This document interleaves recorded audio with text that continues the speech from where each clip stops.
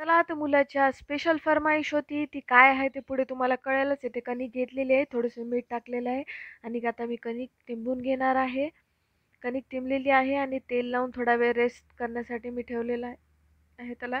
इकडे मी कढईमध्ये तेल गरम करायला ठेवलं, त्याच्यामध्ये मोहरी टाकली, जिरे टाकले आणि आता मी उडदाची डाळ टाकणार आहे थोडीशी. तर मी आता उडदाची डाळ याच्यामध्ये टाकलेली आहे. ती गोल्डन होईपर्यंत आपल्याला चांगली फ्राय करून घ्यायची. गोल्डन झालेली आहे. आता याच्यामध्ये मी मिरच्या टाकलेल्या आहेत.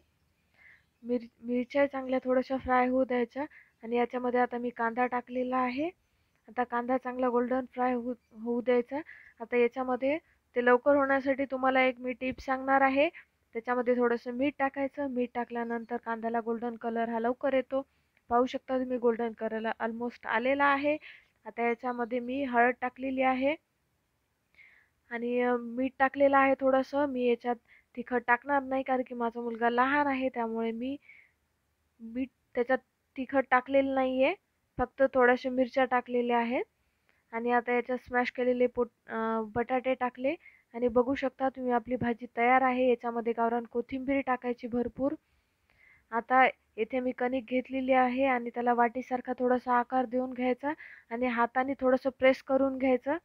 आता हा जो वाटीसारखा भाग झालेला आहे याच्यामध्ये आपण जे बनवलेलं सारण आहे भाजीचं ते टाकून घ्यायचं आणि भाजीला आतमध्ये ढकलायचं आणि कणकेला थोडंसं बाहेर पुश करायचं.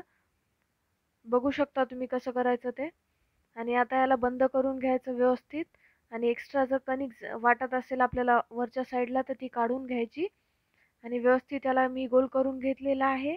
आता थोडंसं पीठ टाकते मी आणि आता ह्याला व्यवस्थित असं प्रेस करून घ्यायचं, जेणेकरून काय होतं जे मधलं जे सारण आहे भाजीचं ते कडेपर्यंत पसरतं आणि मग तो पराठा आहे तो खायला चांगला लागतो. तुम्हाला आतापर्यंत समजलंच असेल की कोणती स्पेशल फर्माईश होती मुलाची, ती होती आलू पराठ्याची. त्याला आलू पराठा खूप आवडतो आणि हलक्या हाताने तुम्हाला हे लाटून घ्यायचं आहे. पाहू शकता तुम्ही हलक्या हाताने करून घ्यायचं, नाही तर मग तुमचा जो आलू पराठा आहे तो भाजी बाहेर येऊ शकते तुमची. त्याच्यामुळे तुम्हाला हलक्या हाताने हे लाटून घ्यायचं आहे. एकीकडे मी तवा गरम करायला ठेवलेला होता आणि पाहू शकता तुम्ही ऑलमोस्ट माझा पराठा सुद्धा लाटणं झालेला आहे. आणि चला तर आता मग मी आलू पराठा तव्यावर टाकते आणि साईडला थोडंसं तेल टाकून घ्यायचं कारण की पराठा म्हणल्यानंतर तेल तर टाकलं तर टेस्ट लागणार. तुम्हाला जर तुम्ही हेल्थ कॉन्शियस जास्त असाल तर तुम्ही तेल थोडं कमी टाकलं तरी चालतं. आता साईडला तेल टाकून घेतलंय मी आणि वरती थोडंसं लावून घेतलंय. पाहू शकता तुम्ही. आणि बघा आपला मस्त आलू पराठा टेस्टी आणि यम्मी तयार आहे. आणि लगेच मी दुसरा पराठा सुद्धा बनवून घेतलेला आहे. चला तर मग आता बघा दुसरा पराठा सुद्धा टाकलेला आहे. हा स्पेशल मी माझ्या मुलासाठी बनवलेला आहे, त्याच्यामुळे मी याला तूप लावणार आहे. पाहू शकता तुम्ही पराठा तयार आहे.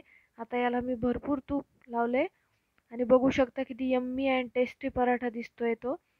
चला तर मग तुम्ही पण असे हेल्दी रेसिपीज बनवा, खात राहा, हेल्दी राहा.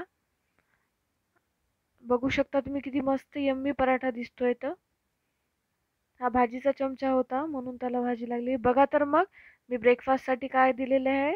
आलू पराठा, दही आणि सकाळी केलेली मटकीची उसळ. ती पाहिली नसेल तर व्हिडिओ चॅनलला लाईक करा, शेअर करा आणि सबस्क्राईब करायला विसरू नका बरं का. चला तर मग भेटूया पुढच्या व्हिडिओमध्ये. तोपर्यंत बाय.